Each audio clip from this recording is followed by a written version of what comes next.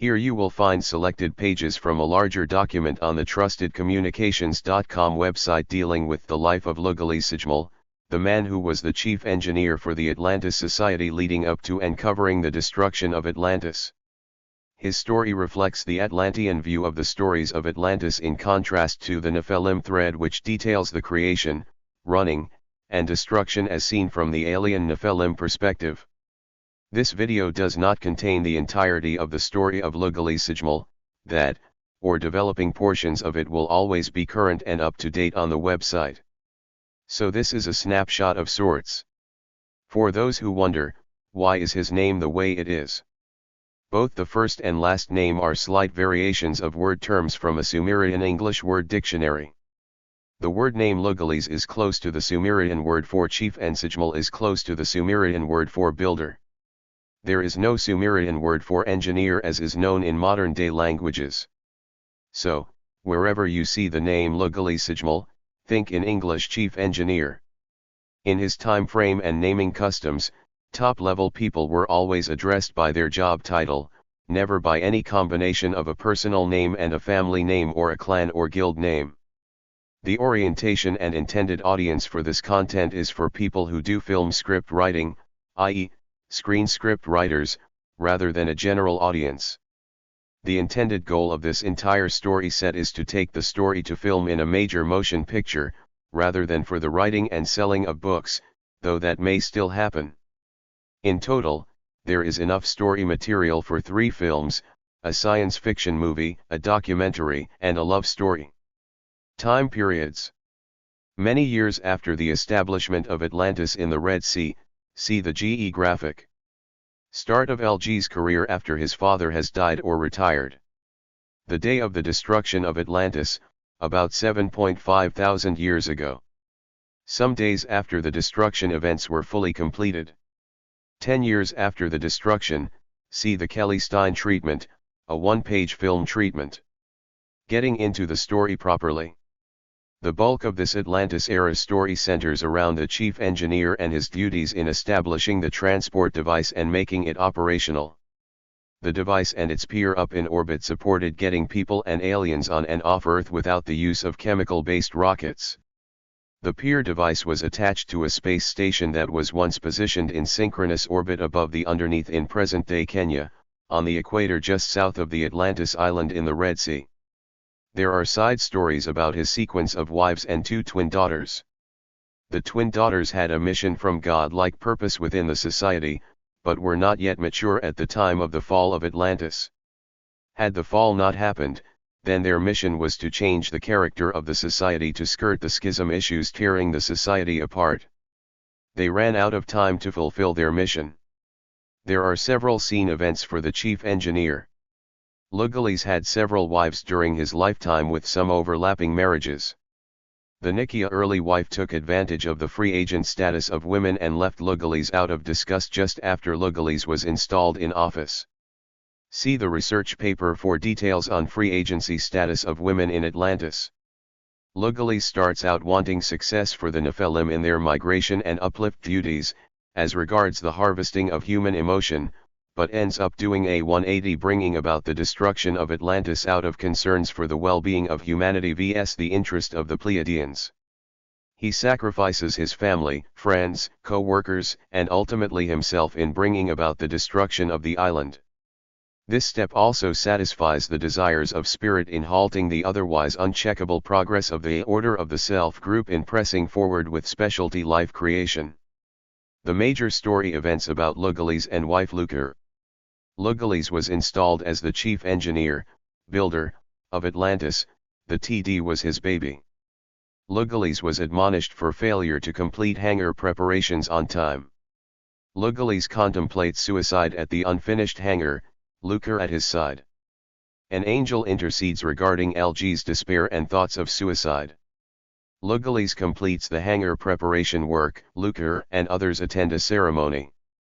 Lugalis presides at a hangar commissioning ceremony with aliens in attendance. The day of installation, Lugalis and Lukar crying at the residence.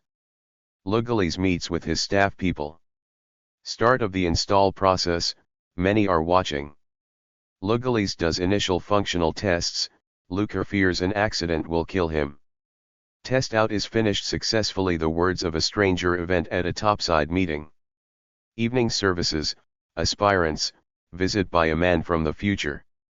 All of the Ka-Atlantean people in this description are, by default, pre-fall Ka-era Anunnaki, largely similar in nature to the post-fall Ka-era Anunnaki like Enlil, Ea, and Enki, though this is not particularly important.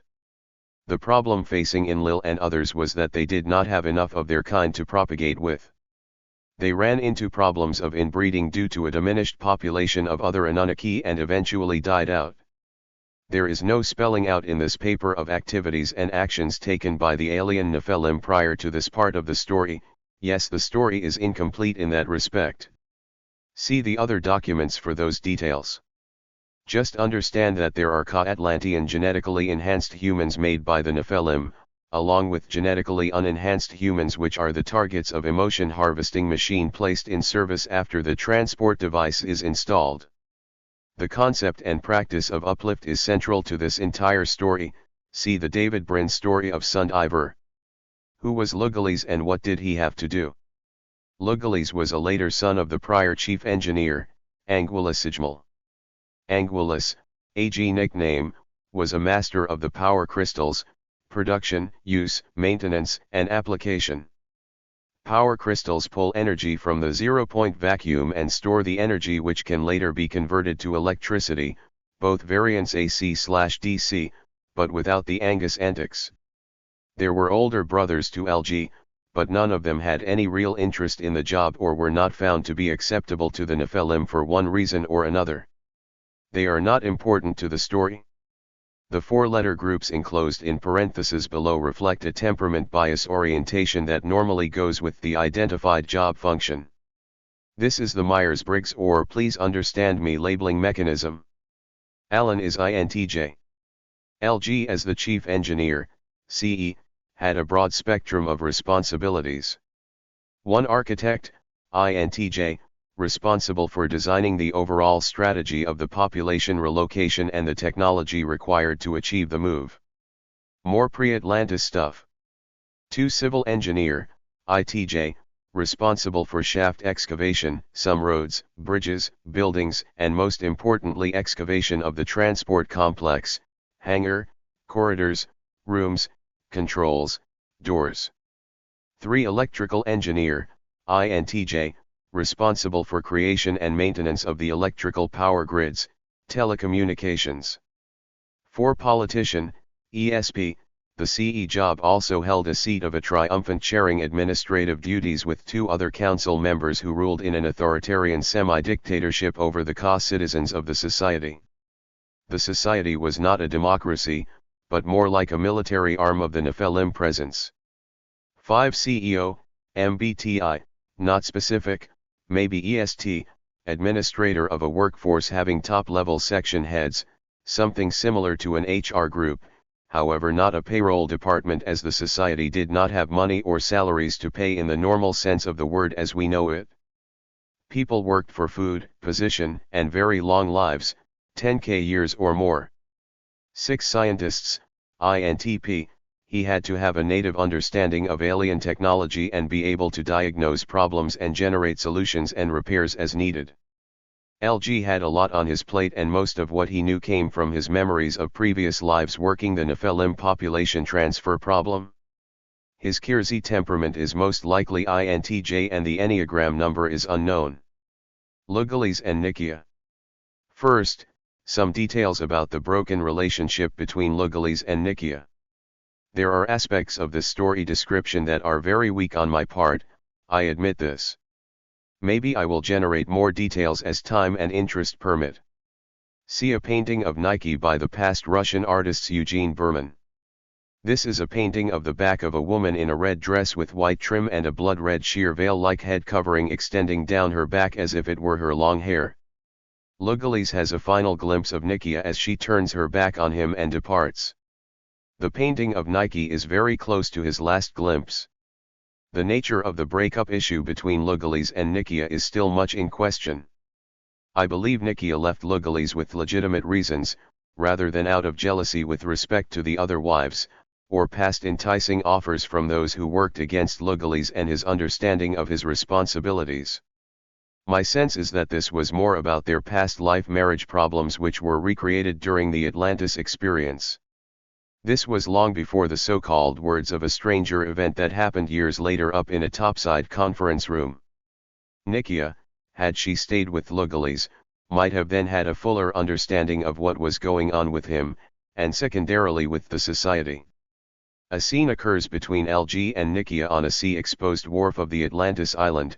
Imagery feels like the North Shore. Wharf is a poor word, dockside may be a better term. The dock is composed of stonework, flat where they are standing and sloping inwards at the inside edge. There was much more to the actual dock than displayed in the imagery, so the description here is just about a very small portion of the structure. LG is having a fight with Nikia where she is telling him of her displeasures and decision to leave him, though she does not say where or with who. More details yet to follow. Camera angle stuff is mostly shot over his right shoulder, from behind LG and off to his right, with most of the focus on Nikia and what is going on with her. Nikia is working a torch-like device which she shines on the wharf stonework and shows LG some images. Speculation: the torch device is like a handheld video projector. She then hands the torch to LG and asks that he shine it on her. She turns her back on LG, presenting the Nike painting image, and starts to walk off to an unseen set of steps leading down from the wharf. LG shines the torch light at her and she goes poof and disappears from sight. Lugalis and wife Luker. Lugalis was admonished for failure to complete the hangar preparations on time. Background: Lugalis, as the somewhat new chief engineer, had one primary task and a slew of secondary tasks that fluctuated in importance over time. The primary task was to get the transport device, TD, installed, activated, and placed in near continuous use. The transport device resided in a hangar excavated out of the south side of a large mesa, a vertical face of the mesa which ended inside a lake. A special requirement of the hangar preparation was that the floor of the hangar had to be flat, level, and perfectly smooth, covering an area of about 30 yards wide by 120 yards long. The transport machine was 30 feet wide by 300 feet long, flat on the bottom, 1/2 sphere capped, and 1/2 cylinder looking. Think of a cylinder 100 feet long capped off by hemispheres, then cut lengthwise along its center line with the flat side facing down and capped off by a flat plate.